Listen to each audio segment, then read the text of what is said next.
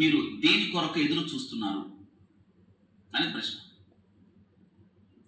మీరు దేని కొరకు ఎదురు చూస్తున్నారు అంటే ఒక దినాన మనందరం ఉంటామా ఉండమా? చెప్పండి, ఉంటామా ఉండమా? ఉండం. ఎందుకు ఇక భయపడుతున్నారు? మీ ఏజ్ ఎంత లెక్క పెడితే 50 ఏళ్ల తర్వాత మనలో చాలా మందిని మీరు బాధపడతారని 50 అన్నా, మరి తక్కువ ఎందుకు లేదు, 50 దాకా ఎందుకు? కొన్ని సంవత్సరాల తర్వాత మనం ఉన్నాం కదా, ఉండమా? ఉంటామా ఉండమా? సరిగ్గా అదే నేను అడిగింది మేము ప్రశ్న. సరిగా ఆన్సర్ చెప్పండి. 50 ఏళ్ల తర్వాత మనం ఉంటామా ఉండమా? ఉండం. ఉంటామా ఉండమా? ఉండం. మరి ఎక్కడ మరి ఏమవుతారు?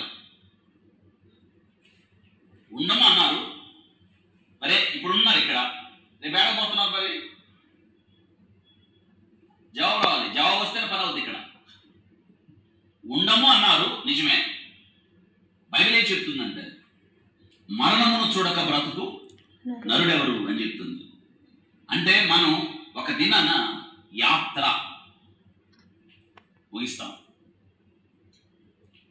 అంటే ఏ యాత్ర ముగిసింది అంటే ఈ లోక యాత్ర ముగిసింది అంటే ఈ లోకంలో మన ప్రయాణం ఆగిపోయిందంటే ఈ లోకము తర్వాత మరొక లోకం ఉందనే కదా. ఇప్పుడు మనం ఇక్కడ కూర్చొని ఈ వాక్యం అంతా నేర్చుకుని ఆదివారం దేవుడి సన్నిధికి వచ్చి వాక్యం ఎందుకు నేర్చుకుంటున్నాం అంటే సిద్ధపాటు. ఇది సిద్ధపాటు. ఎందుకంటే